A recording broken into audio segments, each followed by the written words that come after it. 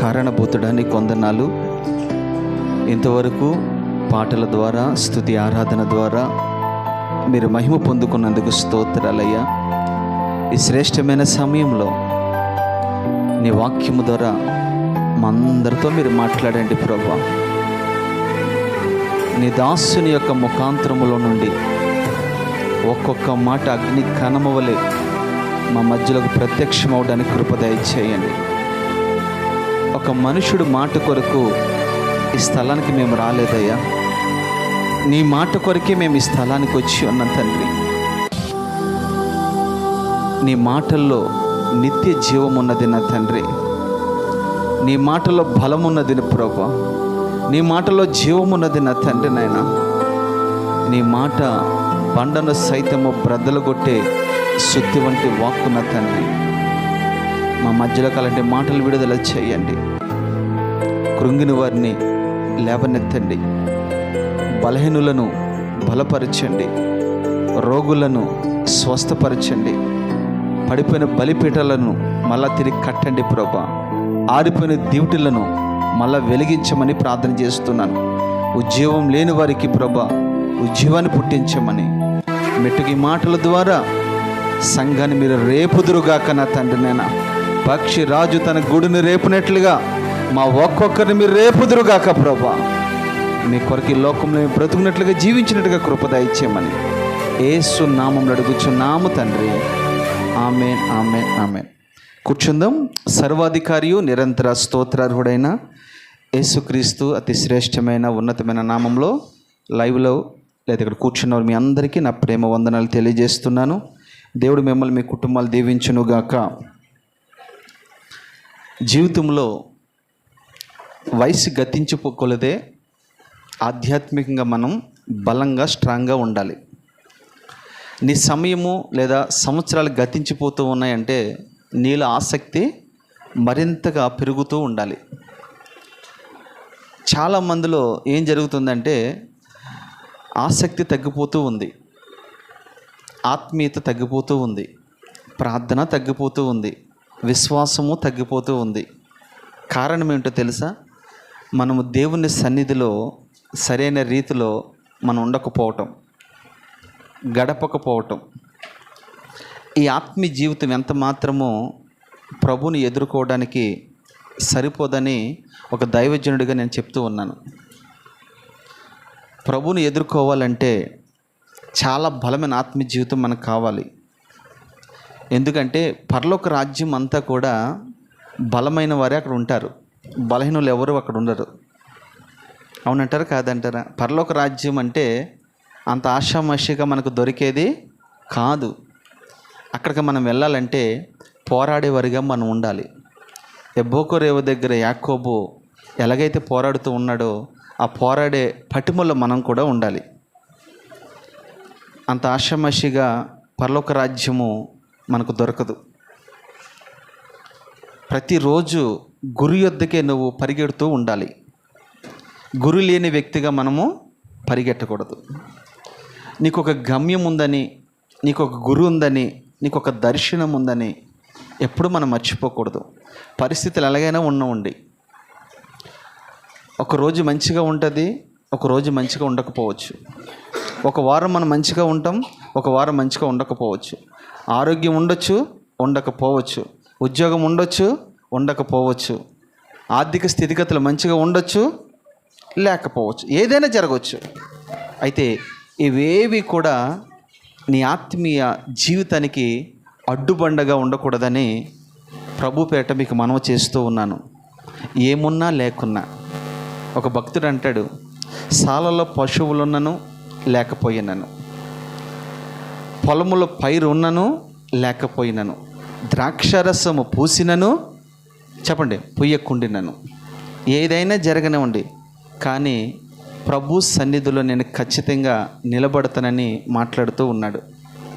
అదే అపోస్తలుడైన పౌలైతే అంటాడు, వస్త్రహీనత అయినను, ఆకలి దెబ్బలైనను, కరువైనను లేదా ఖడ్గమైనను, ఉపద్రవమైనను ఏది కూడా ప్రభు ప్రేమ నుండి లేదా ప్రభు కృప నుండి నన్ను ఎడబాపలేవు లేదా నన్ను దూరం చేయలేవు అని అంటూ ఉన్నాడు.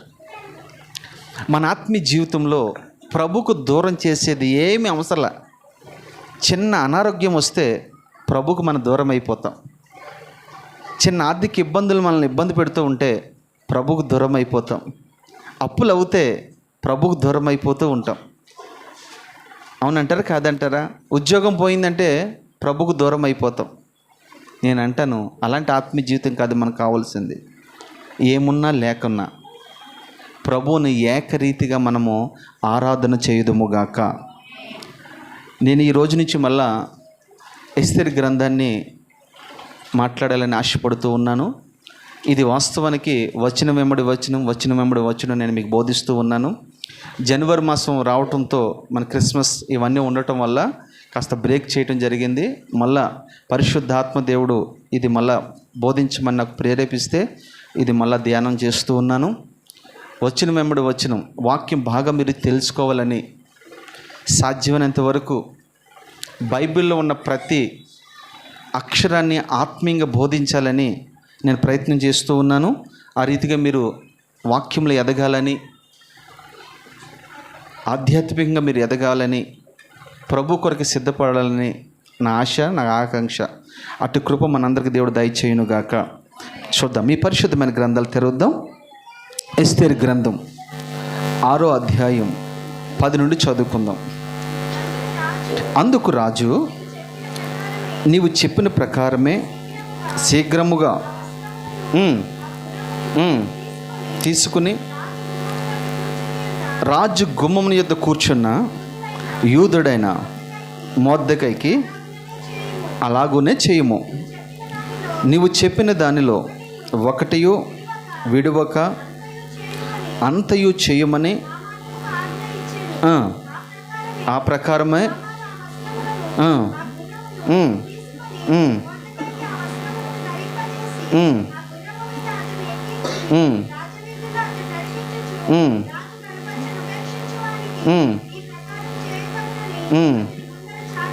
చాలమ్మా.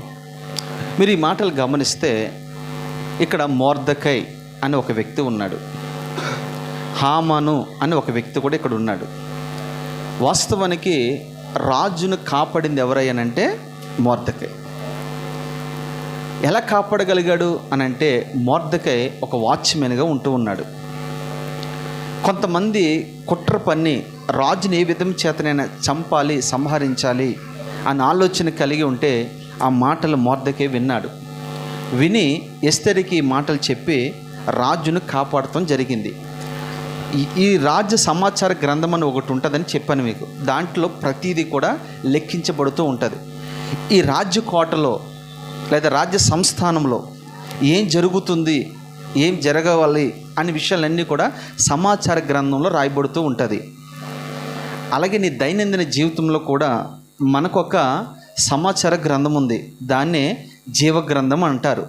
ఈ జీవగ్రంథంలో నీవు ప్రభును తెలుసుకున్న కాడి నుంచి ఈ రోజు వరకు, ప్రభును అంగీకరించిన కాడి నుంచి ఈ రోజు వరకు నీ నడక, నీ పడక, నీ ప్రవర్తన సమస్తము కూడా లెక్కించబడుతూ ఉంటుంది. ఎవరో తప్పించుకోవడానికి అవకాశం లేదు. అందుకనే దావీదు చక్కగా అంటాడు ఒక మాట. ఏమంటాడంటే, నేను తల్లి గర్భంలో రూపింపబడక మునిపే నా జీవిత గ్రంథమును రాసిన వాడివి నీవే అని అంటాడు. అంటే మన దినములన్నీ కూడా రాయబడుతూ లెక్కించబడుతూ ఉంటాయి. నువ్వు ఎలాంటి జీవితం జీవిస్తూ ఉన్నావో, ఎలాంటి బ్రతుకుతూ ఉన్నావో, ఎవరి కొరకు నువ్వు బ్రతుకుతున్నావో, దేవునికి ఇష్టడుగా బ్రతుకుతున్నావా లేదా దేవునికి ఆశయంగా బ్రతుకుతున్నావా, దేవుని కొరకు ఏదైనా మేలు చేసావా లేకపోతే ఏదైనా కీడు చేస్తున్నావా, లేదా ఎవరినైనా ఇబ్బంది పెడుతున్నావా, ఏవి కూడా ప్రతిదీ కూడా ఎవ్రీథింగ్ జీవగ్రంథంలో లెక్కించబడుతూ ఉంటుంది. నీ బ్రతుకు దినములన్నీ కూడా అయిపోయిన తర్వాత ఒక రోజున మరణము వెతుకుంటూ నీ ఎద్దకు వస్తుంది. అప్పుడు మనం చనిపోతాం. చనిపోయిన తర్వాత నువ్వు పరలోకానికి వెళతావు. వెళ్ళేటప్పుడు ఖచ్చితంగా నీకు ఈ గ్రంథాన్ని చూపిస్తూ ఉంటారు. నీకు పరలోకం ఇవ్వాలా, నరకం ఇవ్వాలా? అలా చెప్తున్నా, నీకు పరలోకం ఇవ్వాలా, నరకం ఇవ్వాలా అనే ఉద్దేశంతో అక్కడ ఏం చేస్తారు తెలుసా? సమాచార గ్రంథాన్ని తీసుకురమ్మంటారు. దాన్ని జీవ గ్రంథం అంటారు. ఆ జీవ గ్రంథంలో నువ్వు మంచి చేస్తే పరలోకం, నీతి క్రియలు చేస్తే పరలోకం వెళ్తావు. దేవదూత తీసుకొస్తాడనమాట, పలానా వ్యక్తి రమేష్ అనే వ్యక్తి ఇలా చేశాడు, లేదా పలానా ప్రవీణ్ ఇలా చేశాడు, లేదా పలానా వ్యక్తి ఇలా చేశారు అని ప్రతీది కూడా అందులో లెక్కించబడతాయి. అక్కడ మనం బొంకడానికి కుదరదు. ఉంటుందా చెప్పండి? ఉంటుందా? రికమెండేషన్ ఉంటుంది అక్కడ? ఏముండదు. అక్కడ ఖచ్చితంగా ఆ సమాచార గ్రంథంలో మాటలు రాయబడుతూ ఉంటాయి. అలాగే ఈ షూషను కోటలో కూడా ఒక సమాచార గ్రంథం ఉంది. ఆ గ్రంథంలో మొర్దెకై చేసిందంతా లెక్కించబడింది. ఒక రోజున రాజుకి నిద్ర పట్టకపోవడానికి కారణం ఏంటంటే ప్రభు అతనికి నిద్ర పట్టకుండా చేశాడు. ఎందుకని? యూదులు సమాజాన్ని కాపాడడానికి ప్రభు నిద్రపోకుండా చేశాడు. అందుకే నేను అంటాడు కదా, పట్టణమును కాపాడిన ఎడల వ్యర్థము. దేవుడు నిరంతరం మనం చూస్తూ ఉన్నాడు. ఆయన కునుకడు నిద్రపోడు. మనమే నిద్రపోతాం, కునుకుతాం, కానీ నా ప్రభు పొరపాటున నిద్రపోడు. ఏం చేస్తున్నాడు ఆయన? తండ్రి కుడిపార్శ్వమున నీ కొరకు నా కొరకు నిరంతరము విజ్ఞాపన చేస్తూ ఉన్నాడు, ప్రార్థన చేస్తూ ఉన్నాడు. ఈ రోజున మనం బ్రతికి బట్ట కడుతున్నామంటే, మనం జీవిస్తున్నామంటే, మనం పోషించబడుతున్నామంటే, ఆరోగ్యకరంగా ఉన్నామంటే, ఇలాగ సుఖంగా బ్రతకగలుగుతున్నామంటే దేవుడు నీ కొరకు నా కొరకు విజ్ఞాపన చేస్తూ ఉన్నాడు. ఆ సమాచార గ్రంథంలో ఏమని రాయబడిందంటే, అయ్యా నిన్ను కాపాడింది మొర్దెకై అని రాయబడింది. సరే, నన్ను కాపాడిన వ్యక్తికి మీరేమైనా చేశారా అని అడిగాడు. ఏమి చేయలేదయ్యా. ఆయన ఎక్కడ ఉంటాడు? వాచ్మెన్గా ఉన్నాడు, గేట్ కీపర్గా ఉన్నాడని చెప్తాడు. వెంటనే అతను పిలిపించండి, మొర్దెకైని పిలిపించండి, హామాను కూడా పిలిపించండి. హామాన్ అప్పుడు ప్రధానమంత్రిగా ఉంటూ ఉన్నాడు. ఆ వ్యక్తిని తీసుకుని ఏం చెయ్యాలి అని అడిగాడు. ఇప్పుడు ఆ మాటలు అయ్యి మీరు చదివింది. ఏం చేయాలి? ఆ వ్యక్తికి, రాజుని కాపాడిన వ్యక్తి ఏం చేయాలి అని అడిగితే ఈయన అనుకుంటాడు, నన్నే గనపరుస్తున్నాడేమో, నన్నే హెచ్చిస్తున్నాడేమో, నన్నే ఊరేగిస్తాడేమో అన్నట్టుగా, తనదిగా అనుకున్నట్టుగా తన విషయాలన్నీ చెప్తూ ఉన్నాడు. ఏమన్నాడు తెలుసా? ఖచ్చితంగా రాజా, ఒక వ్యక్తిని మీరు గనపరచాలంటే ఆషామాషిగా గనపరచకూడదు. ఆ వ్యక్తిని ఎలా చేయాలి తెలుసా? ఫస్ట్గా రాజవస్త్రములు ధరింపచేయాలి. ఏ వస్త్రాలు అయ్యి? రాజవస్త్రాలు ధరింపచేయాలి, కిరీటం పెట్టాలి. అంత మాత్రమే కాదు, అతనికి గుర్రం మీద ఎక్కించాలి. అంత మాత్రమే కాదు, ఊరంతా తిప్పాలి. తిప్పేం చేయాలి? ఊరేగించి గణపరచాలి అని చెప్తూ ఉన్నాడు. ఇది ఎవరిని ఉద్దేశించి చెప్పుకుంటున్నాడు ఈ మాట? తన ఉద్దేశించి చెప్పుకున్న మాట ఇది. కానీ రాజు హృదయంలో ఎవరున్నారు తెలుసా? మొర్దెకై ఉన్నాడు. మీకు ఒక విషయం చెప్తాను ఇక్కడ ఆత్మీయంగా. మనం అందరం అనుకుంటాం ఇక్కడ మనుషులకి కనబడాలి, మనుషులకి వినబడాలి, మనుషులు నన్ను చూడాలి, మనుషులు నన్ను గణపరచాలి, మనుషులు నన్ను హెచ్చించాలి అని మనం ఆ ఆలోచన కలిగి ఖచ్చితంగా మనం ఉంటూ ఉంటాం. అమ్మా, అర్థమవుతుందా? ఆ రాజుకు తెలుసు ఎవరిని ఎప్పుడు ఎక్కడ ఎలాగా గణపరచాలో. ఒక మాట, మనుషుల చేత మీరు గణపరచబడితే దేవుడు మిమ్మల్ని ఎప్పటికీ గణపరచడు. మీరు ఏది చేసినా ఈ పరిచర్యకి ప్రభు పేరట ఏది చేసినా రహస్యమందు మనము చేయుదుముగాక. ఎందుకు రహస్యమందు చేయాలి? రహస్యమందు చూచుచున్న దేవుడు మనకున్నాడు గనక, ఆయనకు ప్రతిఫలం ఇస్తాడు గనక. అంతేగాని నేను ఏదైనా చేశానని అంటే మనం అందరం కూడా అలర చేయమంటాం. మనం అందరికి తెలియాలండి అంటాం. అట్లా పొరపాటున చేయకూడదు. మొర్దెకై ఏం చేసినా మరుగై ఉన్నాడు. ఒక సమయం రానే వస్తుంది, అప్పుడు రాజు తెలుసుకుంటాడు. ఎవరో చెప్పవసరంలా, ఎవరో రికమెండేషన్ అవసరంలా. ఒకరోజు రానే వచ్చింది.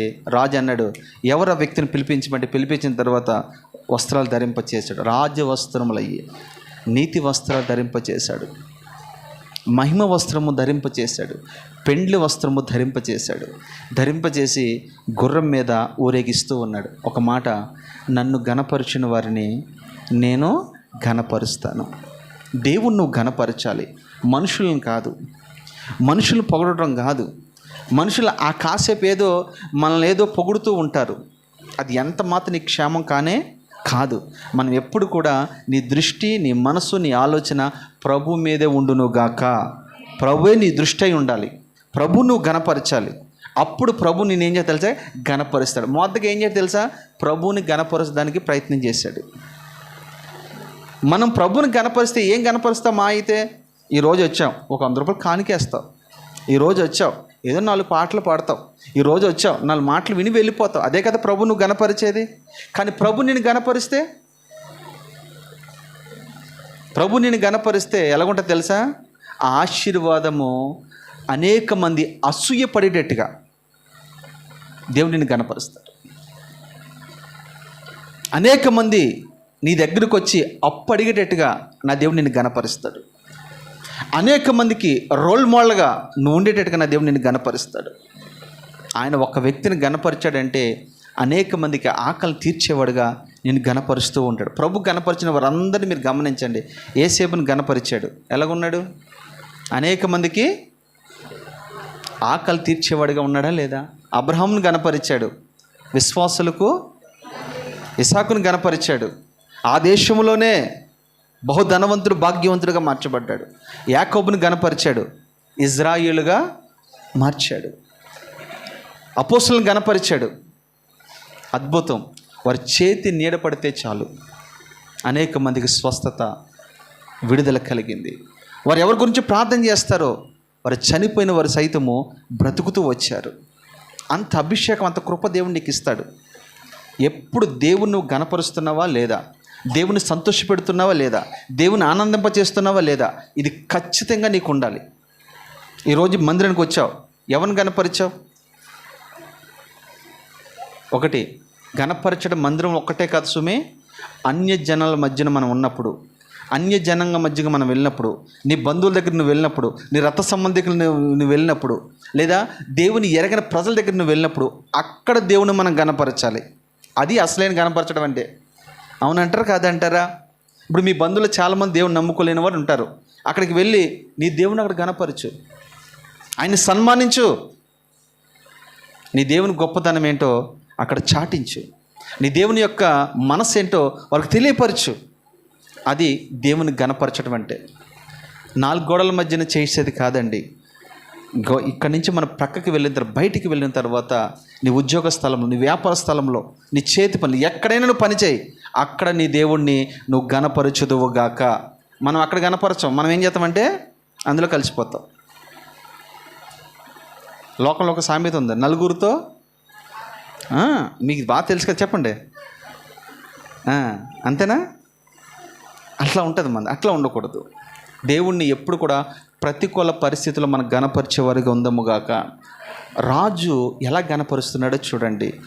గుర్రం మీద నిన్ను ఊరేగిస్తాడండి. నా దేవుడు నిన్ను కూడా ఊరూరా ఊరేగించునుగాక. నీ బంధువులను ఊరేగిస్తాడు, నీ రక్త సంబంధికులను ఊరేగిస్తాడు. అనేక ప్రాంతాల్లో నా దేవుడు నిన్ను ఊరేగించునుగాక. తర్వాత మాట చదువుకుందాం. తరువాత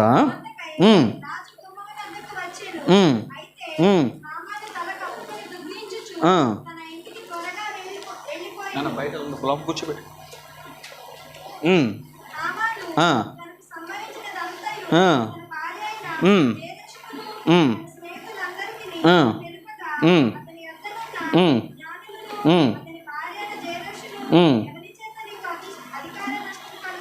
ఈ మాట అండర్లైన్ చేసుకోండి. ఇదే అసలు వాక్యము, టైటిల్ కూడా ఇదే మీకు చెప్తాను. ఏమంటుంది ఇక్కడ? తన భార్య ఏమంటుంది? ఎవరిని చేత నీకు అధికార నష్టము కలుగుతుందో ఆ మొర్దెకై అతని మీద నీకు జయము కలగదు. అతని చేత రహస్యముగా అవశ్యముగా నువ్వు చెడిపోదువని అతనితో అనేరి. చాలమ్మ. ఈరోజు టైటిల్ ఏంటో తెలుసా? అతని మీద నీకు విజయము కలగదు. ఇది రాసుకోండి. ఈరోజు టైటిల్ ఏంటి చెప్పండి? అతని మీద నీకు విజయము కలగదు. మళ్ళీ చెప్పండి, అతని మీద నీకు విజయము కలగదు. ఎందుకు విజయం కలగదు అతని మీద? ఇతను ఏమైనా బలవంతుడా, లేకపోతే ఇతను ఏమైనా రాజకీయ నాయకుడా, లేకపోతే ఇతను ఏమైనా బలం కలిగిన వాడా, లేకపోతే ఇతను ఏమైనా కాస్త పలుకుబడి ఉన్న వ్యక్తి, ఎందుకు అతని మీద నీకు విజయం కలగదు? వాస్తవానికి మొర్దెకై గేట్ కీపర్ అని మీకు చెప్పాను. మొర్దెకై ఈయన ఏ స్థితిలో ఉన్నాడు? ఎవరో హామాన్ ఏ స్థితిలో ఉన్నాడు? ఎలాండి అమ్మా ప్రధానమంత్రి స్థాయిలో ఉన్నాడు, అవునా కదా? ఒక ప్రధానమంత్రికి ఒక గేట్ కీపర్కి ఎంత వ్యత్యాసం ఉంటుంది చెప్పండి? చాలా వ్యత్యాసం ఉంటుందా లేదా? ప్రధానమంత్రి అయి ఉండి ఈ గేట్ కీపర్ వాచ్మెన్కి జడవడం ఏంటండి? ఇది విడ్డూరం కదా? ఇది విడ్డూరమా కదా? ఇది ఆశ్చర్యమే కదా? ఎందుకు జడిచాడు? ఇతనికి ఏం బలం ఉందా? ధన బలం ఉందా? కుల బలం ఉందా? రాజకీయ బలం ఉందా? ఖండ బలం ఉందా? ఏ బలం ఉంది ఇతని దగ్గర చెప్పండి? ఏ బలము లేదు. అయితే అతనిలో ఒక బలం ఉంది, పరిశుద్ధాత్మ బలము ఆ వ్యక్తిలో ఉంది. లోకంలో ఉన్నవాడి కంటే నీలో నాలో ఉన్నవాడు చెప్పండి గొప్పవాడు, బలవంతుడు. నువ్వేం బలహీనుడు కాదు. నువ్వు మనం అనుకుంటాము నేను బలహీనుణ్ణి, ఎందుకు పనికిరానంటి వాడిని, ఎందుకు చేతగాని వాడిని, నాకంటూ ఏమీ లేదు అని కృంగిపోతూ నీకు నీవే అనుకుంటావు, నీకు నీవే కృంగిపోతావు. నీకు తెలుసా, ఎప్పుడైతే యేసయ్య రక్తం చేత నువ్వు కడగబడ్డావో నీకు పరిశుద్ధాత్మ బలం నీకు దేవుడిచ్చాడు. ఎంతమంది నమ్ముతున్నారు ఈ మాట? మీరు ఎప్పుడైతే దేవుని ఆత్మ చేత నింపబడ్డారో, నడిపించబడుతూ ఉన్నారో, దేవుని శక్తి మిమ్మల్ని కమ్ముకుంది. మీరు ఏది చేసినా విశ్వాసముతో చేయండి, ఏది చేసినా నమ్మకంతో చేయండి, ఖచ్చితంగా దాని ప్రతిఫలం మీరు పొందుకుంటారు. మనం అనుకుంటాం నా ప్రార్థన దేవుడు వింటాడా అని నీవే అనుకుంటూ ఉంటావు. నేను అంటాను నీ ప్రార్థన దేవుడు వింటాడు. ఇక్కడ మొర్దెకై విషయంలో మీరు గమనిస్తే అతను ఏ బలం ఉందని అతని మీద విజయం పొందవని తన భార్య ఎందుకు చెప్తుంది? తన స్నేహితులు ఎందుకు చెప్తూ ఉన్నారు అని అంటే అతను ఎవరో తెలుసా? యూదుడు. ఎవరతను? యూదుడు. యూదుల వంశానికి చెందినవాడు. ఒక మాటలో చెప్పాలంటే ఈ వ్యక్తి ఎవరో తెలుసా? స్తుతించే కుటుంబంలో పుట్టిన వ్యక్తి. అంటే యోధా గోత్రములో పుట్టిన వ్యక్తి. యోధా అన్న మాటకు అర్థం ఏంటంటే స్తుతించుట. ఎక్కడ స్తుతి ఉంటుందో అక్కడ దేవుని ప్రత్యక్షత ఉంటుంది. స్తుతి నీ స్థితిగతులు మారుస్తూ ఉంటుంది. స్తుతికున్న బలం ఎంతో మీకు బాగా తెలుసు. ఎరుకో కోటగోడలన్నీ కూడా కూలిపోవడానికి కారణం ఏంటి చెప్పండి? స్తుతి ఒకటే కదా కారణము. స్తుతించే అనుభవం నీకుంటే ప్రతి శత్రు కోటగోడలన్నీ కూడా నా దేవుడు కూల్చివేయునుగాక. స్తుతించే గోత్రంలో పుట్టిన వ్యక్తి ఈయన మొర్దెకై. రెండోది ఇతను యూదుడు. మీకు తెలుసా, ఖచ్చితమైన యూదుడు ఎవరికి తల వంచడు అసలు. మీకు బాగా అర్థమయ్యే రీతిగా చెప్పాలంటే యేసేపుని ఫరో దగ్గర తీసుకొచ్చారు, చెరసాల నుంచి తీసుకొస్తే యేసేపు వంగొంగు దండాలు పెడతాడేమో అనుకున్నాడు. అసలు తల ఎత్తుకుని ఎలాగా నిక్కర్సగా నిలబడి కూర్చున్నాడు. నిలబడి చూస్తూ ఉన్నాడు. అరే నువ్వు భయపడవా? నీకు భయం లేదా?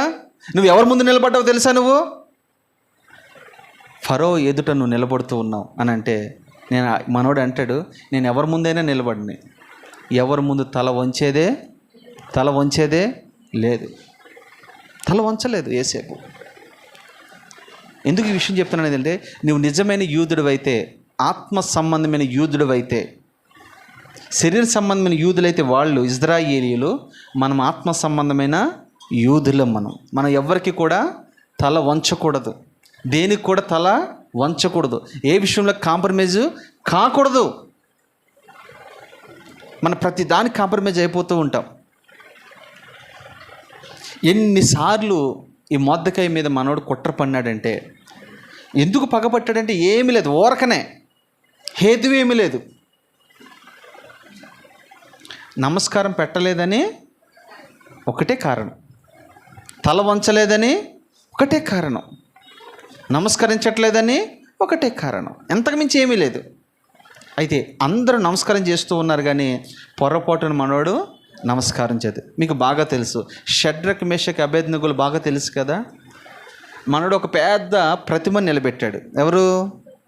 నెబుకద్నెజరు. ఆ బొమ్మ ప్రక్కనే పెద్ద అగ్నిగుండం, అది కావాలని మనోడు వెలిగించాడు. దాన్ని చూపిస్తున్నాడు. ఎవరైతే ఈ బొమ్మకు మొక్కరో వారు వెంటనే దాంట్లో వేయబడతారు, అగ్నిగుణంలో వేయబడతారు అని. అంటే అక్కడ కూడా చాలామంది యూదులు ఉన్నారు. వాళ్ళందరూ కూడా సాష్టాంగ నమస్కారం చేశారు అందరూ. కానీ 3 వ్యక్తులు మాత్రం ఇలాగే నిలబడి ఉన్నారు. ఎవరు వీరు?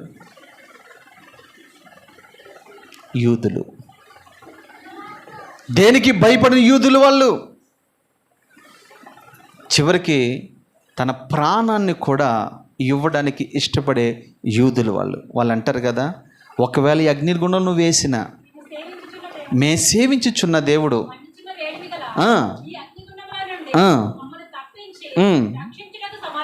రక్షించుటకు సమర్థుడే, డౌట్ లేదు అందులో. రక్షించుటకు నా ప్రభు ఎక్కడైనా మనల్ని రక్షించగలడు, ఏదైనా చేయగలడు, సమర్థుడైన ఆయన. ఏదైనా చేయటకు సమర్థుడు అయినా. మరియు ఒకవేళ ఆయన రక్షింపకపోయినను రాజా నీ దేవతలను మేము పూజించమనియు నువ్వు నిలబెట్టించిన. చూసారా, ఒకవేళ రక్షించకపోయినను. ఎందుకంటే వాళ్ళకున్న విశ్వాసం ఏంటి తెలుసా? ఈ ప్రాణం ఎప్పుడైనా మనిషి బ్రతికేది ఎన్ని సంవత్సరాలు భూమి మీద అంటే 70 సంవత్సరములు. అధిక బలం ఉంటే 80 సంవత్సరాలు. దాని తర్వాత ఆయాసము, దుఃఖము. రేపు దినం మంద కాదు, మనం నిన్నటి వారమే. మనం అనుకోవచ్చు నాకు బలం ఉంది, వయసు ఉంది, ఇంకా నేను చాలా సంవత్సరాలు బ్రతుకుతాను నువ్వు అనుకుంటావు. ధనవంతుడితో ప్రభు అంటున్నాడు, ఓ వెర్రివాడా, ఈ రాత్రే నీ ప్రాణం అడుగుచున్నాను, ఇవన్నీ ఎవరు వశమగును? నీ బలం ఏమైపోతుంది, నీ ధనం ఏమైపోతుంది, నీ ఉద్యోగం ఏమైపోతుంది, నీ కుటుంబం ఏమైపోతుంది? ఒకసారి ఆలోచన చేయి. ఇంకోటి తెలుసా మీకు, ఈ రోజుల పరిస్థితి చూస్తే గ్యారంటీ వారంటీ లేదు. సెల్ ఫోన్కి గ్యారంటీ ఉంది, ఉందా లేదా? ఫ్రిడ్జ్కి వారంటీ ఉంది, ఉందా లేదా? ఏసీకి వారంటీ ఉంది, ఉందా లేదా? ప్రతి దానికి వారంటీ గ్యారంటీలు ఉన్నాయి. కానీ విచిత్రం ఏంటంటే దాన్ని తయారు చేసినోడికి వారంటీ గ్యారంటీ లేదు. అర్థమైంది మీకు? వస్తువు తయారు చేసినోడు గ్యారంటీ ఇస్తున్నాడు, కానీ వస్తువు తయారు చేసిన వాడికి గ్యారంటీ లేదు, వారంటీ లేదు. అంటే మనము ఎవరి చేతిలో ఉన్నామో తెలుసా? దేవుని చేతిలో ఉన్నాము. అమ్మ, ఒక్క ప్రశ్న నేను మీకు వేస్తూ ఉన్నాను. ఈ మధ్యాహ్నమే ఈ సమయంలో మీరు వాక్యం వింటుండగానే ఒకవేళ ప్రభు రాకడొస్తే ఎంతమంది ఎత్తబడతారు ఇక్కడ?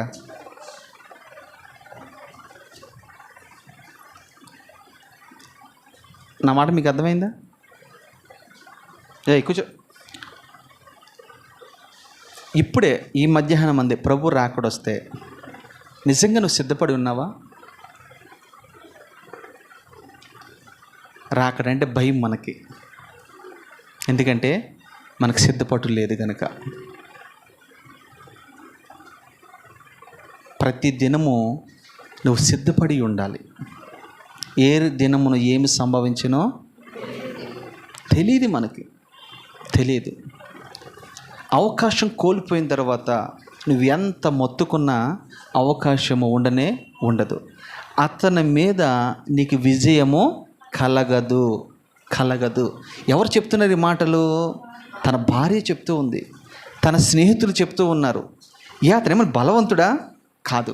ఎందుకు విజయం కలగదంటే తన భార్య ఏం చెప్తుందంటే, యూదులు చాలా బలమైన వారు, విశ్వాసంలో చాలా బలంగా ఉంటారు. వారు నమ్మిన విశ్వాసముని గట్టిగా పట్టుకుంటూ ఉంటారు. దేనికి తల వంచరు, ఎవరికి తల వంచరు, పరిస్థితులకు తల వంచరు. మరణమైన వాళ్ళ దగ్గరికి వారు రాని, కానీ దేనికి వారు తల వంచను. వారు నమ్మిన సిద్ధాంతాన్ని ఏమాత్రం వారు విడిచిపెట్టరు. మొర్దెకై ఎందుకు అంత బలంగా ఉన్నాడు తెలుసా? సమస్య వచ్చింది, అందరూ వైదొలిగిపోతూ ఉన్నారు, భయపడుతూ ఉన్నారు. కానీ మొర్దెకై ఒక్కడ నిలబడి యూదులందరికీ ప్రత్యేకమైన వారికి నిలబడి రాజ్య వస్త్రములు తీసివేసి గోని బట్ట ధరించాడు. ఏం ధరించాడు? గోని బట్ట ధరించాడు. గోని బట్ట ధరించి ఉపవాసం ఉండి బూడిదలో కూర్చున్నాడు. ఏ విధము చేతనైనా వీరి మీద ఉన్న మరణ శాసనం కొట్టివేయబడి వరకు ఈ ఉపవాసాన్ని నేను విరమించను అని ఒక దీక్షలో కూర్చుంటూ ఉన్నాడు. ఒక మొండివాడిగా అలాగే ప్రయత్నం చేశాడు. అతని ప్రార్థన దేవుడు విన్నాడు. యూదులందరినీ మీరు గమనించండి. హిజ్కియా మీదకి ఒక రాజు వస్తాడు. ఆ రాజు వచ్చినప్పుడు కూడా హిజ్కియా ఏం చేశాడు తెలుసా? గోని బట్ట కట్టుకుని బూడిద చల్లుకుని ఉపవాసం ఉండి ప్రార్థన చేశాడు. దావీదుకి శోధన వచ్చినప్పుడు ఏం చేశాడు తెలుసా? దావీదు కూడా గోని బట్ట ధరించాడు. మీకు ఒకటే గుర్తమ్మా, మీ ఇంట్లో ఏదైనా శోధన వచ్చింది అని అంటే మీరు కూడా ఏం చేయాలి తెలుసా? గోని బట్ట ధరించాలి. గోని బట్ట అంటే ఏదో రేషన్ షాప్కి వెళ్ళి గోని బట్ట తెచ్చి ధరించుకోమని కాదు నా ఉద్దేశం. గోని బట్ట ధరించుకోవడం అంటే అర్థం ఏంటి తెలుసా? తగ్గింపు జీవితం, లోబడే జీవితం, విధేయత చూపే జీవితం. దేవుని సన్నిధిలో నిన్ను నీవు అర్పించుకునే పరిస్థితి నీకు ఉండాలి. ఉపవాసముతో దేవుని సన్నిధిలో మనం మొరపెట్టాలి. అదే మన పితరులు మనకు నేర్పిస్తూ ఉన్నారు. మొర్దెకై మనకు ఏం నేర్పిస్తున్నాడు తెలుసా? మరణ శాసనం తప్పించగలిగాడంటే ఈయన ఏం చేయగలిగాడు? కొంతమందిని గుంపును పోగు చేసుకుని యుద్ధానికి వెళ్ళాడా? వ్యతిరేకంగా నిలబడ్డా? ఏమి చేయలే. జీవ మరణములు దేవుని వశంలో ఉంటాయి. ఎవరి వశంలో ఉంటాయి? ఆయన ఏదైనా చేయగలడు. ఆయన పట్టుకుంటే మనకు పని అయిపోద్ది అనుకున్నాడు. ఒక్కడే ఒంటరిగా పోరాడాడు. నేను అంటాను, ఇక్కడ ఉన్న వాళ్ళందరికీ సమస్యలు ఉంటాయి. లేనని వారు ఎవరు ఉండరు ఇక్కడ. అవునంటారా కాదంటారా? మీ సమస్యలు పోవాలంటే మీరు ఏం చేయాలి? మీకు ఉపవాసం ఉండే అలవాటు ఎవరికైనా ఉందా అమ్మా? ఓకే, మంచిది. ఒక్క పూట లేదా ఒక్క రోజు మీ సమస్యల కొరకు మీరు ఉపవాసం ఉండండి. అవసరమైతే మీ ఇంట్లో దైవజనుని పిలిపించుకుని ఉపవాసముతో ప్రార్థన పెట్టించుకోండి. మీ సమస్యలు ఎందుకు తెరవని నేను చెప్తా. అతని మీద నీకు విజయము కలగదు. ఎందుకు కలగదంటే మొర్దెకై కొన్ని విషయాలు చెప్తాను నేను. మొర్దెకై ఎలాంటి వాడంటే దేవుని యందు భయభక్తులు కలిగిన వాడు. అందుకని అతని మీద నీకు విజయము కలగదు. రెండో అనుభవం ఏంటి తెలుసు? మొర్దెకై దగ్గర ఉన్నది, మొర్దెకై ఎవరికి తల వంచనివాడు. తల వంచనివాడు. పరిస్థితులకు తల వంచడు. పరిస్థితిని బట్టి మారిపోడు. ఏదైనా కానీ తల వంచని యూదుడు మొర్దెకై. మూడు అనుభవం ఏంటి తెలుసా? మొర్దెకై ఎవరికి నమస్కరించడు. ఎవరికి పరిస్థితులకు నమస్కరించడు. అరే ఈయనకి ఈ పూట నమస్కరిస్తే ఈ సమస్య పోద్ది కదా, ఎందుకు ఈడుతో నాకు పెంట అని అనుకోలా. యూదుడు ఎవరికి నమస్కారం చేయరని నీకు ఇందాక చెప్పాను. ఆజ్ఞలో ఏదో ఒక ఆజ్ఞ ఉందా లేదా? నీ దేవుడైన యెహోవాను నేనే. తర్వాత ఏమన్నాడు? దేనికి కూడా నీవు సాగిలిపడకూడదు, నమస్కరించకూడదు. అవునా కదా? ఇది మొర్దెకై చేసింది. ఆజ్ఞలో ఒక ఆజ్ఞని ఖచ్చితంగా మనోడు పాటిస్తూ ఉన్నాడు.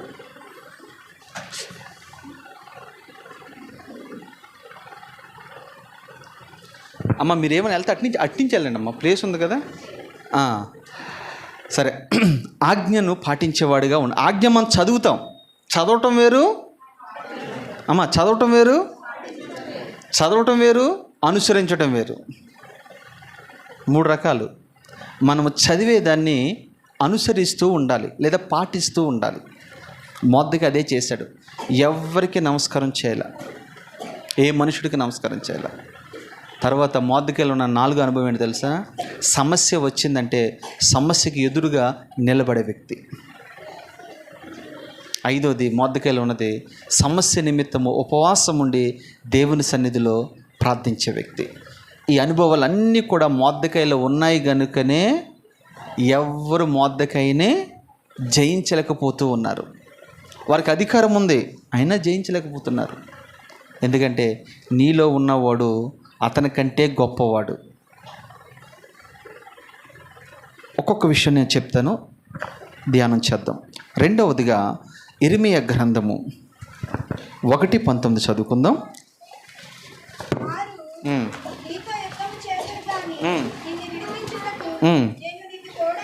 అమ్మ ఈ మాట అండర్లైన్ చేసుకోండి. వారు నీతో యుద్ధము చేతురు కానీ నిన్ను విడిపించుటకు నేను నీకు తోడై ఉన్నాను. ఆహా, వారు నీ పైన విజయము పొందజాలరు. ఇదే యెహోవా వాక్కు. అంతే, అద్భుతమైన వివరణ ఇక్కడ ఉంది. ఏమంటున్నాడు తెలుసా? వారు నీతో యుద్ధము చేస్తారు, యుద్ధం ఖచ్చితంగా చేస్తారు. ఈ భూమి మీద యోబు అదే అంటాడు, మనుషుడా ఈ భూమి మీద నువ్వు బ్రతుకు దినములన్నిటి కూడా యుద్ధములు పోరాటములు ఉంటాయి. ఉండవా? ఈ భూమి మీద నరిని కాలము యుద్ధ కాలము వంటిది కాదా? అంటే మన కాలం అంతా ఎలాంటిది అంటే యుద్ధాలు పోరాటాలు ఉంటాయి. నాకు యుద్ధం ఉండదు, పోరాటం ఉండదంటే కాదు. మనకు ఖచ్చితంగా పోరాటం ఉంటుంది. దేంతో తెలుసా? లోకంతో నీకు పోరాటం ఉంటుంది. ఎందుకంటే లోకంలో ఏమున్నాయి? నేత్రాశ, శరీరాశ, జీవపుటము. వాటిలో నీకు ఎప్పుడు పోరాటం ఉంటుంది. తరువాత నీ సొంత శరీరం మీద నీకు పోరాటం ఉంటుంది. సాతాను మీద నీకు పోరాటం ఉంటుంది. ఇలా చెప్పుకుంటూ పోతే ఎన్నో పోరాట పటిమలు మనకు ఉంటూ ఉంటాయి, ఎదురవుతూ ఉంటాయి. పోరాటం లేదు అంటే ఏమీ లేదు, ఖచ్చితంగా పోరాటం ఉంటుంది. అందుకని మనం పోరాడేటప్పుడు ఎఫెసీలో రాసిన పత్రికలో ఒక మాట ఉంటుంది, మీరు పోరాటానికి సిద్ధపడేవారంట మనం అన్నీ ధరించుకోవాలంట. ఏం ధరించుకోవాలి? మనము సర్వాంగ కవచమును ధరించుకోవాలి. మనం యుద్ధ భూమిలో ఉన్నాం. ఎక్కడున్నాం మనము? ప్రభుని అంగీకరించిన ప్రతి వాడు, మారు మనసు పొందిన ప్రతి వాడు, రక్షణ పొందిన ప్రతి వాడు ఎక్కడున్నట్టు తెలిసి ఇప్పుడు యుద్ధ భూమిలో ఉన్నట్టు. ఎక్కడున్నట్టు? యుద్ధ భూమిలో సైనికుడు ఎలాగైతే యుద్ధం చేస్తూ ఉంటాడో మనము కూడా ఆత్మ సంబంధమైన సైనికులు. మనం ఖచ్చితంగా మనకు యుద్ధం ఉంది. యుద్ధంలో మనం పోరాడాలి. యుద్ధంలో పోరాడు ఎప్పుడు కూడా మెలకుగా ఉంటాడు.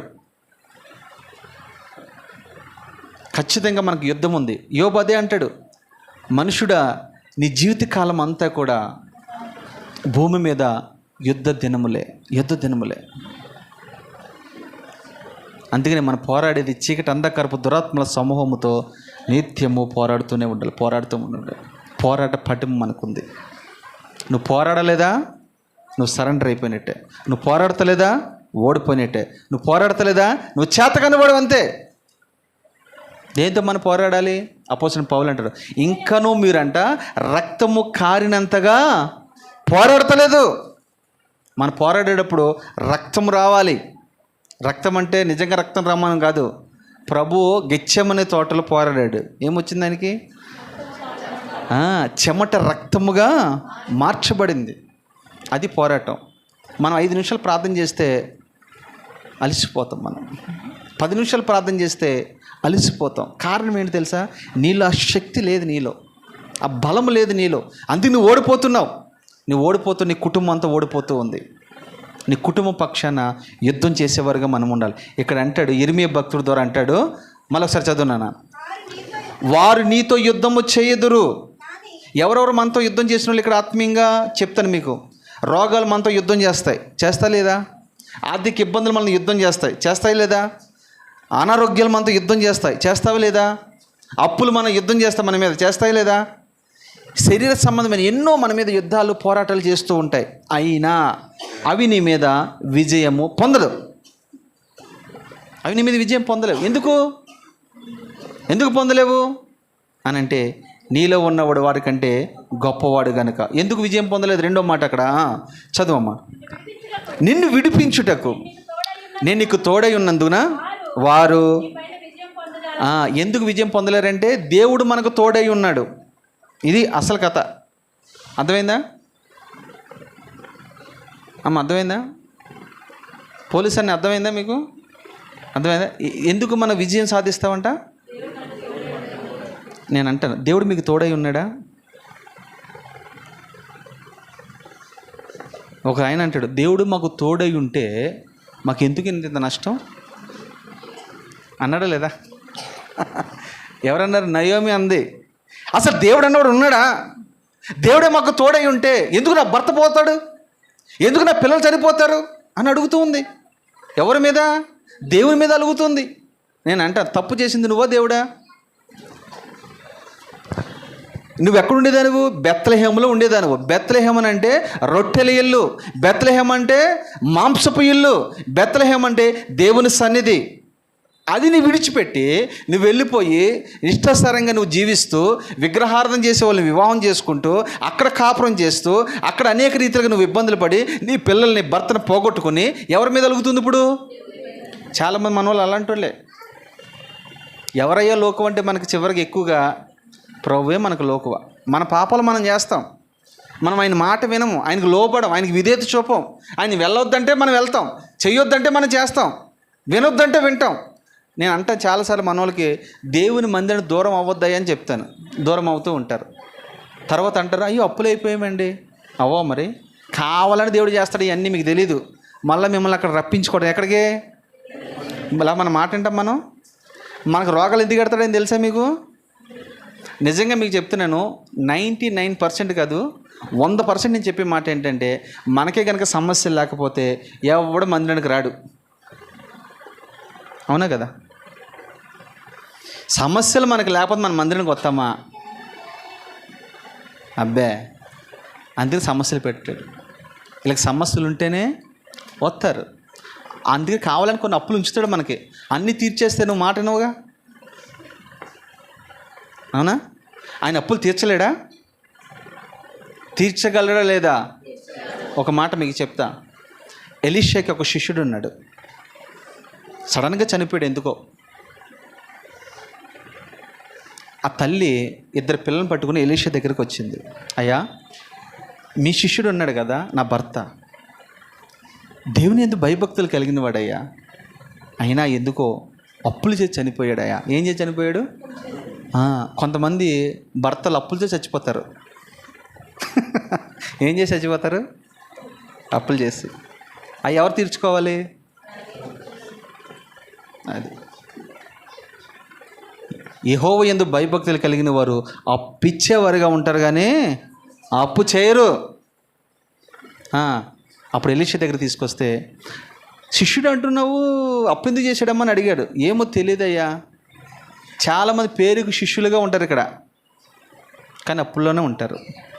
అప్పుడు ఎలీషా అన్నాడు, సరే నా శిష్యుడు అన్నావు కాబట్టి ఎందుకు నీ దగ్గర ఏముందని అడిగాడు. నా దగ్గర ఏముందండి, కాస్త నూనె ఉందండి, అంతే, కొంచెం నూనె ఉంది, అంతకుమించి నా దగ్గర ఏమీ లేదు. ఇదే ప్రశ్న మిమ్మల్ని అడిగితే మీరేం చెప్తారు తెలుసా? మీ ఇంట్లో ఏముందమ్మా అని అడిగాను అనుకో, మీరు వెంటనే చెప్పే మాట ఏంటి తెలుసా? 24 ఇంచెస్ టీవీ ఉందని అంటారు, అంతేనా? తర్వాత ఫ్రిడ్జ్ ఉందంటారు, ఇంకేమంటారు? కూలర్ ఉందా, ఏసీ ఉంది, ఏ చెప్తారు. నేనంటాను, నూనె ఉందా? నూనె దేనికి సాదృశ్యమో పరిశుద్ధాత్మకది సాదృశ్యంగా ఉంది. ఆ నూనె తీసుకురమ్మని చెప్పాడు. తీసుకొచ్చిన తర్వాత ఆమె చుట్టుపక్కల ఉన్న అందరి దగ్గర పాత్రలు తెచ్చుకుంది. కొంచెం నింపు, అందులో నింపేసింది. తర్వాత నెక్స్ట్ ఏం చేయండి తెలుసా? నింపబడ్డాయి, అమ్మింది, అప్పులన్నీ తీరిపోయినాయి. నా దేవుడు అప్పులు తీర్చలేడా? తీర్చగలడు. ఆయన తీర్చాలంటే నీ దగ్గర ఉన్న నూనె తీసుకురావాలి. ఫస్ట్ ఏం తీసుకురావాలి? మన దగ్గర ఉన్న నూనె ఏంటి? అలాగని రేపొద్దున మీరు ఇలాగ అన్నారు కాబట్టి కిరాణా షాప్కి వెళ్ళి 5 లీటర్ల డబ్బాలు తీసుకొస్తామన్నా అని అంటారా? మీరు అలాంటి వాళ్ళే. మీరు కూడా అవి కాదు, నూనె అంటే ఏంటి తెలుసా? నీ కష్టార్జితం తీసుకొచ్చి దేవునికి ఇవ్వాలి. అతడు ఎందుకు విజయం పొందలేదంటే, ఒకటి, దేవుడు అతనికి తోడై ఉన్నాడు.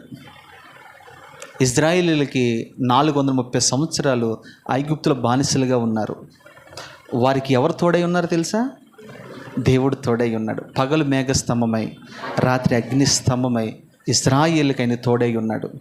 వారు ఎక్కడ కూడా చూడండి భోజనం వండుకోలేదు. వండుకున్నారా? ఎక్కడ వండుకోలేదు. చెప్పులు మార్చుకున్నారా? మార్చుకోలే. డ్రెస్ మార్చుకున్నారా? మార్చుకోలేదు. ఎందుకు ఇంత అద్భుతం జరిగింది? దేవుడు వాడికి తోడై ఉన్నాడు కనుకనే. దేవుడు నిజంగా మనకు తోడై ఉంటే నీ జీవితంలో అన్నీ అద్భుతాలే. ఒకవేళ దేవుడు మనల్ని విడిచిపెడితే, మరి దేవుడు కూడా విడిచిపెడతాడు. అది కూడా మీకు తెలిసే తెలియదు. విడిచిపెడతాడా లేదా? ఎక్కడ విడిచిపెడతాడు? ఎవరిని విడిచిపెట్టాడు మీరు చెప్పండి? సంసోన్ని విడిచిపెట్టాడు, మీకు బాగా తెలుసు. ఏం జరిగింది? గుడ్డోడు అయిపోయాడు. సంసోన్ని విడిచిపెట్టేశాడు దేవుడు, ఏమైపోయాడు? తిరగలు రుబ్బుకుంటున్నాడు. సంసోన్ని విడిచిపెట్టేశాడు, ఏం జరిగింది? బలమంతా పోయింది. గుండు కొట్టించుకున్నాడు, బలహీనుడైపోయాడు.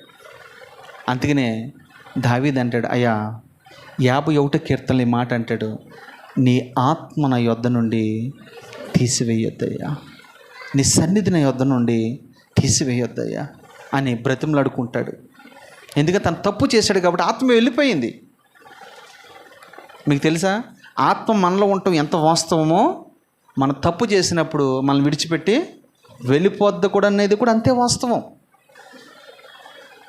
అంతే మోషే అంటాడయ్యా, నీ సన్నిధి నాతో వస్తే తప్ప నేను ఇక్కడి నుంచి బయలుదేరి వెళ్ళనయ్యా అని అన్నాడు. దేవుడు మనకు తోడై ఉంటే ఏ శత్రువు మన మీద విజయము సాధించలేడు.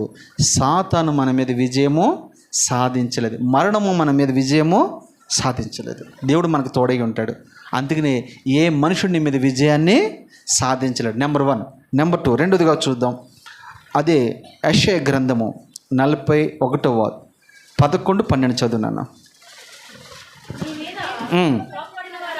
నీ మీద కోపడిన వారందరూ సిగ్గుపడి విస్మయం పొందెదరు.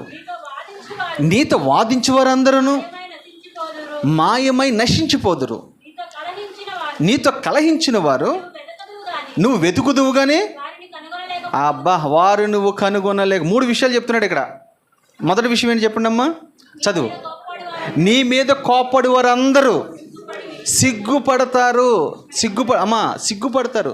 నీ మీద ఎవరైతే కోపడుతున్నారో, నువ్వెందుకు ఆ దేవుడిని నమ్ముకున్నావు, నువ్వెందుకు ఆ దేవుని దగ్గరికి వెళ్ళావు, నువ్వెందుకు ఆ దేవుని దగ్గరికి వెళ్తున్నావు అని చాలామంది మనల్ని సిగ్గుపరిచేవారు ఉంటారు, అవమానపరిచేవారు ఉంటారు, బాధపరిచేవారు ఉంటారు, దుఃఖపరిచేవారు ఉంటారు. అది ఉద్యోగ స్థలంలోనైనా, వ్యాపార స్థలంలో, నీ బంధువులైనా, నీ రక్త సంబంధికులైనా, వీళ్ళందరూ మనల్ని ఆ రీతిగా మాట్లాడుతూ ఉంటారు.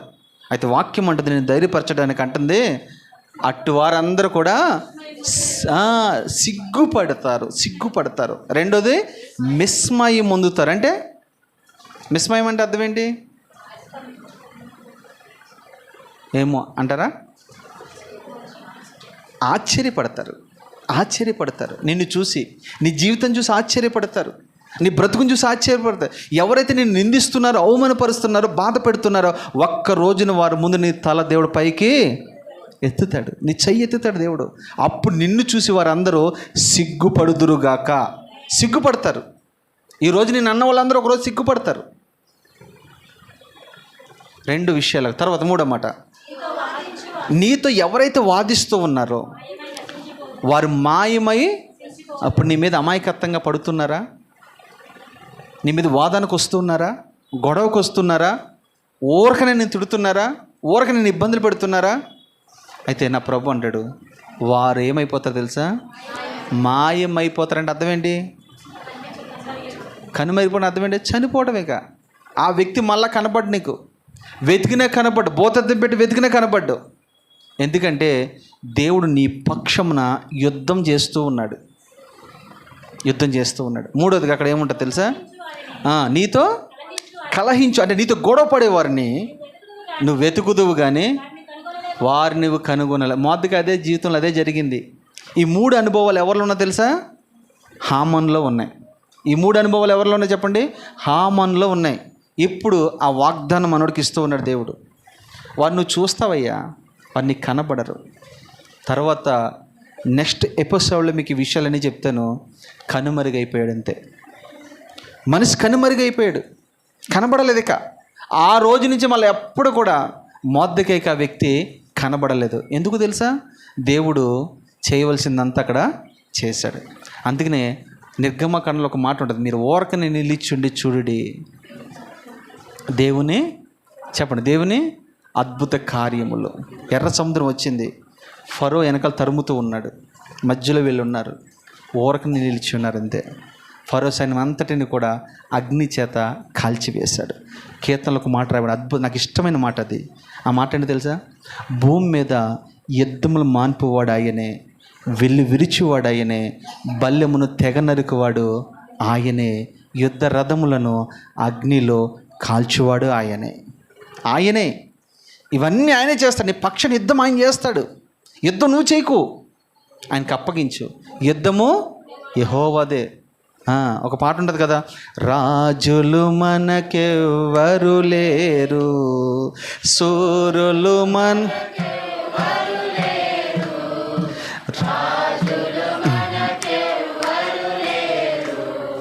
సూరులు మనకెవ్వరు లేరు, సైన్యమునకు అధిపతి అయినా ఆమెన్. దేవుడు మన పక్షమునుండగా ఎవరు మనకి విరోధి? దేవుడిని పక్షమై ఉండగా ఎవరిని మీద విజయం సాధించగలరు? ఎందుకు తెలుసా? ఆయన లోకమును జయించిన జయశాలి, లోకమును జయించిన వాడైనా, పాపమును జయించిన వాడైనా, మరణమును జయించిన వాడు. ఓ మరణమా నీ విజయం ఎక్కడ, ఓ మరణపు ముల్లా నీ విజయం ఎక్కడని సవాలు విసిరినవాడు. అలాంటి జయం పొందిన వ్యక్తికి మనము కుమారులుగా కుమార్తెలుగా మార్చబడటం నిజంగా మనకు ఎంతో భాగ్యవంతులు. మనం ఎంతో. నీ మీద వారి పొరపాటున విజయమును సాధించడం, వారు కనుమరుగైపోతారు, కనబడరు అని యెషయా గ్రంథం ద్వారా మాట్లాడుతూ ఉన్నాడు. తర్వాత మరొక మాట చదువుకుంటే కీర్తనల గ్రంథము 118 చదువుకుందాం, 6-7 చదువుకుందాం. యెహోవా నా పక్షమున ఉన్నాడు, నేను భయపడను. నరులు నాకేం చేయగలరు?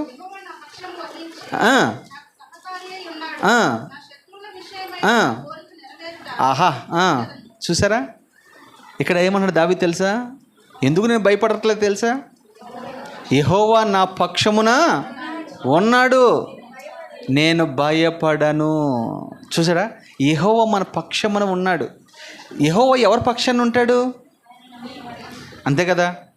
యెహోవా ఎవరి పక్షాన ఉంటాడు తెలుసా? ఆయన నమ్ముకున్నవారి పక్షాన ఉంటాడు. ఎవరి పక్షాన ఉంటాడు? ఆయన ఆశ్రయించేవారి పక్షాన ఉంటాడు. ఎవరి పక్షాన ఉంటాడు? ఆయన పైన విశ్వాసం ఉంచేవారి పక్షాన ఉంటాడు. ఎవరి పక్షాన ఉంటాడు? ఆయన వెంబడించేవారి పక్షాన ఉంటాడు. ఎవరి పక్షాన ఉంటాడంటే, అయ్యా నీవు తప్ప నాకు ఇక వేరే ఆధారమే లేదయ్యా, నీవే నా ఆధారము, నీవు తప్ప నాకు ఎవరు లేరయ్యా, నేను ఎవరిని ఆశ్రయించట్లేదు ప్రభా, నీవే నా ఆధారము, నీవే నా బలము, నీవే నా అతిశయము, నీవే నా ఆనందము, నీవే నా అభిషేకము, నీవు తప్ప నాకెవరు లేరు అని ప్రభువుకు మనం ఏమైపోవాలి తెలుసా? సరెండర్ అయిపోవాలి. చాలామంది ఇక్కడికి వచ్చిన తర్వాత కూడా కొంతమంది మేమేంటో తెలుసా? రెడ్డిస్, మేమేంటో తెలుసా? చౌదరీస్, ఈడు దుంపదేగా, ఈడు ఇంకా నేను అనుకుంటూ ఉంటాను, ఈడు యేసయ్య రక్తంతో, యేసయ్య రక్తం చేత కడగబడిన వాడంట. యూదుడని గ్రీసు దేశస్థుడని ఏ భేదము ఉందమ్మా? ఉందా? మరి ఎందుకు ఈ భేదాలు? అక్కడ భేదాలు ఉన్నాయి, ఇక్కడ కూడా భేదాలేనా? చెప్పండి. ఇంకోటి తెలుసా మీకు? నాకు ఒక్కొక్కసారి విచిత్రం అనిపిస్తుంది. ఇప్పటికి కూడా ఎక్కువ శాతం వాడబడే వాళ్ళు ఎవరంటే వాళ్ళే. ఎవరు? ఏమ్మా అర్థమైందా మీకు? ఎందుకని? అమ్మో మా రెడ్డి గారు పాస్టర్ గారు అయ్యారంట, మా రాజుగారు పాస్టర్ అయ్యాడంట. ఇది ఈ దరిద్రపు సిద్ధాంతం ఇంకా పోలేదు మనలో. అరే మనోడు సేవ చేస్తున్నాడు రా అని అంటే చీప్గా చూస్తారు. కానీ దేవుని దృష్టిలో మనము గొప్పవారిగా కనబడుతూ ఉన్నాము. కీర్తనకారుడు ఇక్కడ అంటాడు కదా, మళ్ళీ చదివాము ఒకసారి, యెహోవా నా పక్షమునుండగా నేను భయపడను. అది యెహోవా నిజంగా నీ పక్షాన్ని ఉంటే నువ్వు భయపడవు. ఉదాహరణకు ఒక మాట చెప్తాను. మీరు బాగా అప్పులైపోయారు, అప్పులతో కొట్టుమిట్లాడు భయపడుతూ రాత్రి మగలు భయపడుతూ ఉన్నారు. మీకు ఒక ఆయన బంధువు ఉన్నాడు, ఆయన ఎవరంటే ఒక గొప్ప ధనవంతుడు. ఆ రోజే ఆ అప్పులోడు మీ ఇంటికి వచ్చాడు అప్పు అడగడానికి. ఈలోగా ఈ ధనవంతుడు కనపడ్డాడు. వాడు మాట్లాడతాడంటారా? మాట్లాడతాడా? ఎందుకని? ఇంకేం లేదు, వీడితో మాట్లాడితే వీడు ఉన్నాడు కదా. ఎవరు వీళ్ళ పక్షాన్ని ఎవరు ఉన్నారు? అమ్మో నేను ఏదో అనుకున్నాను, వీళ్ళ పక్షాన్ని ఉన్నవాడు మామూలుడు కాదురా బాబు, చాలా కోటేశ్వరుడు, చాలా ధనవంతుడు, మన పొరపాటు మాట్లాడడం మనం ఏదైనా చేస్తాడని భయపడి వెళ్ళిపోతాడు. మన బలహీనులమే, కానీ మన పక్షాన్ని ఉన్నవాడు బలవంతుడు కదా, ఐశ్వర్యవంతుడు కదా, అవునా కదా? ఆయన మన పక్షాన్ని ఉంటే సాతాను యొద్ద పొరపాటున రాలేడు, శత్రుని యొద్ద పొరపాటున రాలేడు. ఎందుకంటే ఆయన నీతో ఉన్నాడు గనక. ఆయన నీతో ఉన్నాడు గనక మార్తా మరియలు అదే అంటారు, అయ్యా నువ్వు ఇక్కడుండుంటే నా తమ్ముడు చనిపోయేవాడు కాదయ్యా. ఎక్కడుంటే? ఇక్కడుంటే. ఎక్కడుంటే? మా ఇంటిలో ఉంటే. మీకు తెలుసా, మన ఇంటిలో యేసయ్య ఉంటే మనలో లాజరు చనిపోడు. మన ఇంట్లో లాజరు చనిపోడు. లాజరు అంటే అర్థం ఏంటంటే దేవుని సహాయము అని అర్థం. దేవుని సహాయము. దేవుని సహాయము మన ఇంట్లో చనిపోదు. ఎవరుంటే? యేసయ్య ఉంటే. లాజరు చనిపోరు అని పేరున్న లాజరు విషయం కదా నేను మాట్లాడేది. ఆత్మీయంగా చెప్తున్నాను మీకు. లాజరు ఏ ఇంటిలో ఉంటాడో ఆ ఇంటిలో దేవుని సహాయం అందిస్తూ ఉంటాడు. ప్రభుని పక్షాన ఉన్నాడట. తర్వాత నరులు నాకేం చేయగలరు?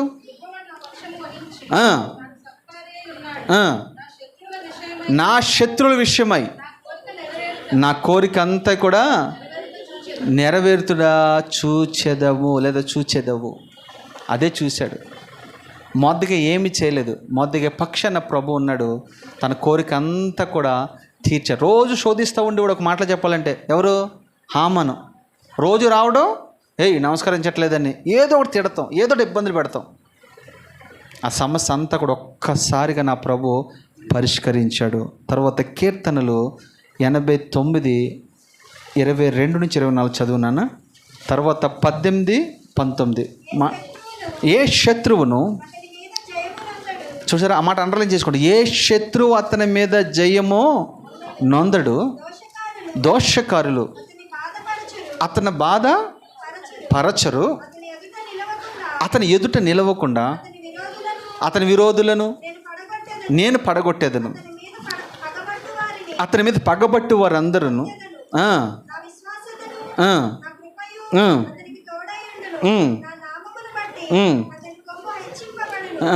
చాలమ్మా, నా నామంను బట్టి అతని కమ్ము. ఈ మాటలన్నీ మొదటికి సంబంధించిన మాటలు ఇవన్నీ మీరు అండర్లైన్ చేసుకోగలిగితే అక్కడ ఏమంటాడు తెలుసా? ఏ శత్రువు నెంబర్ 1, ఏ శత్రువు అతని మీద జయమునందుడు. ఎవరి మీద? మొర్దెకై మీద. ఇప్పుడు హామాను భార్య ఏమంది? అతని మీద నీకు విజయము. ఎందుకని? అతని యూదుడని. రెండోది దేవుడు అతని తోడుగా ఉన్నాడని. మూడోది అంటే అతని పక్షమున ఉన్నాడు కనుక. ఇది అదే మాట, అతని పక్షమున ఉన్నాడు. నెంబర్ 1. నెంబర్ 2 చదువునా? దోషకారులు అతని బాధ పరచరు, అతని ఎదుట నిలవకుండా నేను చాలమ్మా, అతని విరోధులందరినీ పడగొడతాను. ఎందుకంటే నీ ముందు నడిచేవాడు ఆయనే. మనకి ఈ సంవత్సరం దేవుడు ఇచ్చిన వాగ్దానం ఏంటో తెలుసా మీకు? ఎవరికైనా గుర్తుందా?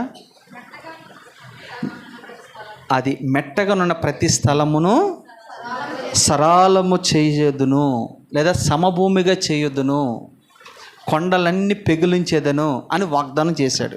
జకర్యా గ్రంథంలో ఈ వాగ్దానం. ఇదే వాగ్దానం ఇక్కడ చూడండి. ఏ శత్రువుని ఎదుట లేకుండా సమభూమిగా చేసేదను.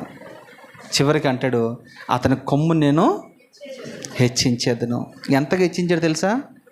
ఆయన స్థానం ఈయనకి ఇచ్చాడు. గేట్ కీపర్ కాస్త ప్రధానమంత్రి అయ్యాడా లేదా? ఎంతగా హెచ్చించాడు చెప్పండి? ప్రధానమంత్రిగా మార్చబడ్డాడు.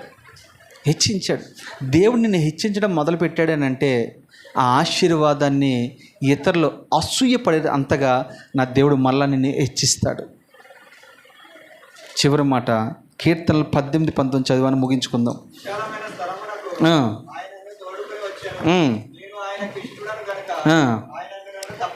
రెండు మాటలమ్మా.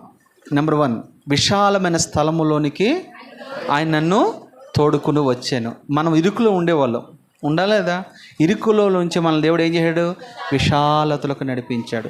ఇరుకని ఈ లోకంలో నుంచి విశాలమైన పరలోకంలోకి దేవుడు మనల్ని నడిపించబోతూ ఉన్నాడు. చివరి మాట, రెండోది అందులో ఏమో తెలుసా? నేను అతనికి ఇష్టడును గనక, ఈ ఒక్క మాట చెప్పి నేను ముగిస్తాను. నా వైపు చూడండమ్మా, సూటికి ఈ మాట మిమ్మల్ని అడుగుతున్నాను. దేవునికి మీరు ఇష్టలుగా బ్రతుకుతున్నారా? దేవునికి ఇష్టమయ్యే కార్యక్రమాలు మీరు చేస్తూ ఉన్నారా? మీరు చెప్పగలరా నేను దేవునికి ఇష్టమండి అని? మీరు ఎవరైనా చెప్పగలరా? మీకు దేవుడు ఇష్టమే కాదంట్లా అని అర్థమైంది నా మాట. మీ అందరికీ దేవుడు అంటే ఇష్టమే, మీకే కాదు, చర్చికి రానాలు కూడా ఆయన అంటే ఇష్టమే. వాళ్ళు ఏమంటారు తెలుసా? అయ్యా మీ చర్చికి రాగానే ఆయన అంటే మాకు ఇష్టమే, ఆయన అంటే మాకు ప్రేమే, అమ్మో ఆయన చాలా గొప్పోడు, శక్తిమంతుడు అని అన్యులే సాక్ష్యం ఇస్తూ ఉంటారు. మనం చెప్పేది ఏముంది అందులో? ఆయన అంటే అందరికి ఇష్టమే. ఆయన ఇష్టపడినట్టు ఎవరు ఉండరు. ఎందుకంటే వేల్పులలో ఆయన అంతటి వాడు ఎవరు లేడు కదా. పరిశుద్ధతను బట్టి అతను మహనీయుడు, స్తుతికీర్తనను బట్టి పూజనీయుడు. ఆయన ఎవరు ఇష్టపడిన వాళ్ళు ఏమంటారు చెప్పండి? ఆయన స్తుతులకు పాత్రుడు. అందరు ఇష్టపడతారు. నేను అంటాను అందరు ఇష్టపడతారు, కానీ నేను అంటాను ఆయన నిన్ను ఇష్టపడుతున్నాడా? ఇది ప్రశ్న. ఆయన మనల్ని ఇష్టపడాలంటే మనం ఏం చేయాలి? ఆయన ఆజ్ఞలను అనుసరించాలి, ఆయన ఆజ్ఞలను మనము పాటించాలి. అవునా? మళ్ళీ చెప్తాను, ముగిస్తున్నాను. ఆయన మనం ఇష్టలుగా మార్చబడాలంటే మనం ఆయన చిత్తాన్ని, ఆయన ఆజ్ఞలను మనం అనుసరించి పాటించేవారుగా ఉంటే ఆయన మనం ఇష్టలుగా మార్చబడతాం. ఆయనకు మనం ఇష్టలుగా మార్చబడ్డామంటే అప్పుడు మనం ఏం చేయాలి తెలుసు? ఆయన మనల్ని తప్పిస్తూ ఉంటాడు, ప్రతి శోధన నుంచి తప్పిస్తాడు, ప్రతి ఇబ్బందుల నుంచి తప్పిస్తూ ఉంటాడు.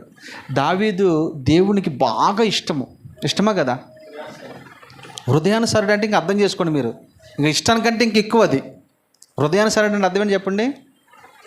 నా హృదయం ఎట్టుదో దావీదు హృదయం కూడా అట్టిదని అన్నాడు. దావీదు అంటే దేవునికి బాగా ఇష్టం. అందుకనే అన్నలు తోసేసిన, తండ్రి తోసివేసిన, అమ్మ తోసివేసిన, బంధువులు తోసివేసిన, రథ సంబంధులు తోసివేసిన, 4 గొర్రెలు పట్టుకుని వెళ్ళి అడవిలో గొర్రెలు మేపుకుంటూ ఉన్నా కానీ దేవుడు అతనికి తోడై ఉండి ఒక కన్న తండ్రిగా, ఒక కన్న తల్లిగా రోజు కూడా ఆయన దగ్గరికి వచ్చి మాట్లాడుతూ ఉండేవాడు. అందుకనే దావీదు ఎంత ధైర్యంగా ఉన్నాడో తెలుసా? ఒకరోజు సింహం వచ్చింది, ఏం చేశాడు దావీదు? చీల్చివేశాడు. ఒకసారి ఎలుగుబంటి వచ్చింది, ఏం చేశాడు? ఒకసారి గొలియాతు వచ్చాడు, ఏం చేశాడు? ఎందుకు తెలుసా? అతని ఇష్టడు కనుక వారందరి నుంచి నా దేవుడు తప్పించగలిగాడు. నా దేవుడమ్మ, నీ చిన్న అప్పుల నుంచి దేవుడు నేను తప్పించలేడా? చిన్న అనారోగ్యం నుంచి నేను తప్పించలేడా? చిన్న ఉద్యోగం దేవుడు నీకు ఇవ్వలేడా? చిన్న గర్భఫలం దేవుడు నీకు ఇవ్వలేదా? చిన్న వివాహం దేవుడు నీకు జరిగించలేడా? చెప్పండి, దేవుడు నీకు ఇల్లు కట్టలేడా? నీ పిల్లకి మంచి భవిష్యత్తు ఇవ్వలేడా? ఇస్తాడా? మరి ఎందుకు? అయితే మనం చేయవలసింది ఏంటి తెలుసా? ఇక్కడ నుండి అయ్యా నాకు ఇల్లు ఇవ్వండి, నాకు పొలం ఇవ్వండి, నాకు ఉద్యోగం ఇవ్వండి, నాకు గర్భఫలం ఇవ్వండి, నాకు వ్యాపార లాభాలు ఇవ్వండి, ఇవి కాదు మనం అడగవలసింది.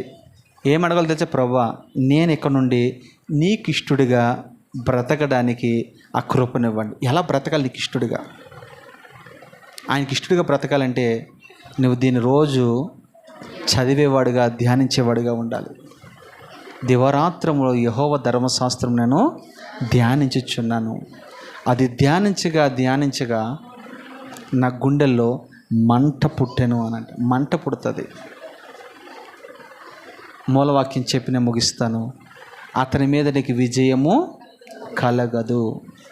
ఎందుకంటే అతడు యోధుడు, ఎందుకంటే అతను ప్రార్థనాపరుడు, ఎందుకంటే అతను విశ్వాస వీరుడు. అది ఎందుకంటే అతను దేవుని మీద ఆధారపడినవాడు, దేవుని ఆనుకున్నవాడు, దేవుని నమ్ముకున్నవాడు, ఎవరికి తల వంచనివాడు. అలాంటి కృప మనందరికీ దేవుడు దయచేయునుగాక. Amen, amen. కళ్ళు మూసుకుందామా?